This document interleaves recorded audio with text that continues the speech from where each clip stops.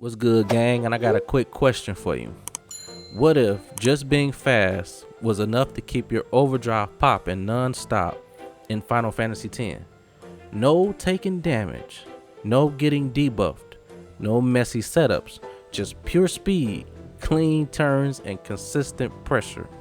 Bro, we about to break down one of the smoothest overdrives that you can get early in the game, and that is the Ally Overdrive mode. And this one's all about your turn advantage. Now, the faster your character moves, the faster that overdrive gauge feels. Every action you take, every turn you steal, every moment you're outspeeding the enemy, Ally is charging in the background. This mode shines when you're running high agility characters, stacking haste, and keeping that momentum locked in your favor. So if you like clean rotations, non-stop actions, and overdrives coming up way sooner than they should, Ally might be one of the smoothest modes in the game. So let's break down on why speed is really king in Final Fantasy X. So, Ally charges on a character's turn. That's it. That is literally it. Every time your character gets a turn, no matter what action they take, the overdrive gauge fills up. If you attack, if you defend, use an item, cast a spell, it doesn't matter. If the turn happens, Ally is putting in the work. This is why speed matters so much here, because more turns equals more charges. Now let's talk numbers real quick. Now you might laugh at this if you are into overdrive modes and you know how much other charges can give you based off the other overdrive modes. Ally charges your overdrive gauge by 4%. Now, you may laugh at that and be like, man, what the hell? Only 4%? That sucks. Yeah, on paper, that sounds kind of low. But don't get it twisted. When you start stacking haste, building agility, and lapping enemies on the turn order, that 4% can rack up fast.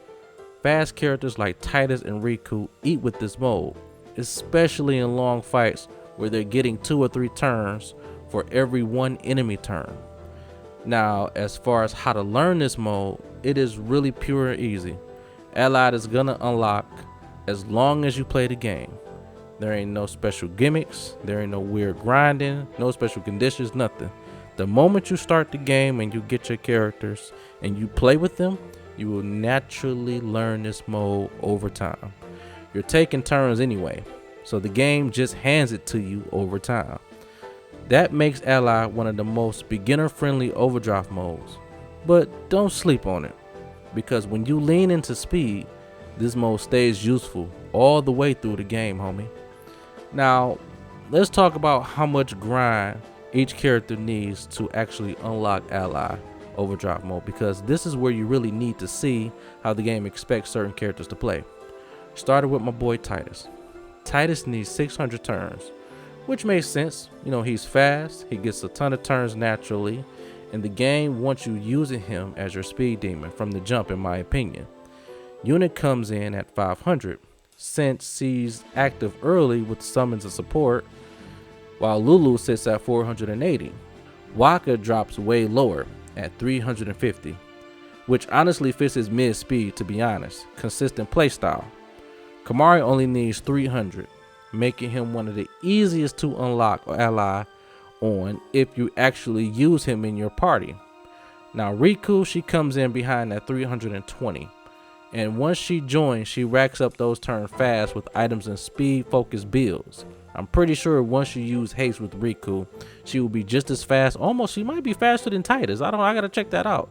But yeah, her and Titus are neck and neck in agility. Then there's Orin at 450, which checks out. He's much slower than everybody else and doesn't act as often. So the game balances that by requiring more turns. So overall, Ally is something you'll unlock naturally just by playing. But it also depends on you, on if you use some of these characters majority of the time.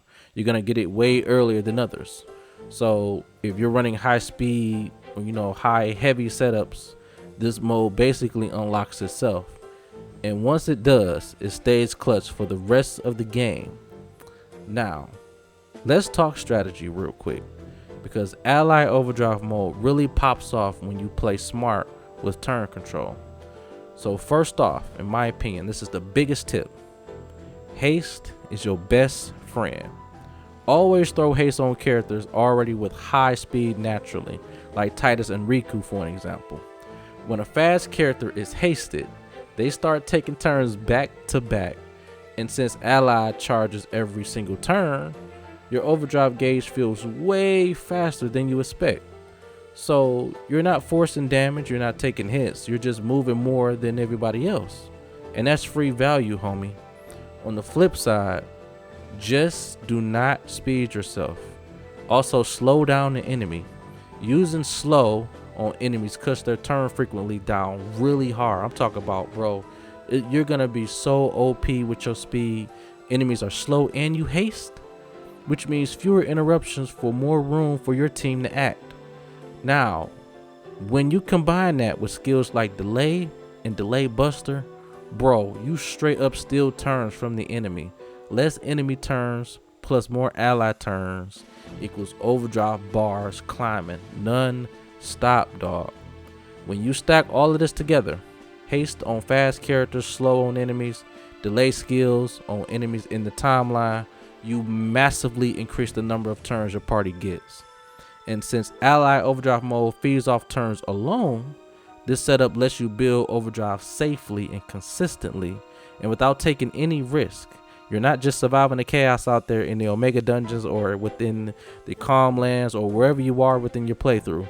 You are controlling the fight, and that is where ally shines the most. So yeah, that's ally overdrive mode in a nutshell. If you're the type of player who likes clean setups, full control, and stacking advantage without putting the party in danger, this mode low key is elite. Now, speed wins fights in Final Fantasy, bro. In this game, speed is the king, and ally rewards you for playing smart instead of reckless. Now, once you start abusing haste and slowing enemies down and stealing turns with delay skills, you will notice your overdrive is keep climbing up faster than they should. I'm telling you, that boy is tight. It is smooth and it's consistent, and it works in damn near most of your normal fights. Now, we're not going to talk about super bosses or the high enemies in the monster arena because that's just a different game. But in your normal playthrough, from the beginning to the final boss of the game, normally this mode is king. I'm telling you, y'all should definitely try it out. There's no gimmicks, just momentum, bro. So if this breakdown helped you and you see ally in a new light, make sure you show your boy some love. Drop a like. Let me know in the comments which overdrive mode you want to see next. And if you're rocking speed builds or straight chaos, I appreciate y'all for pulling up, and I'll check you in the next video, homie. Peace out.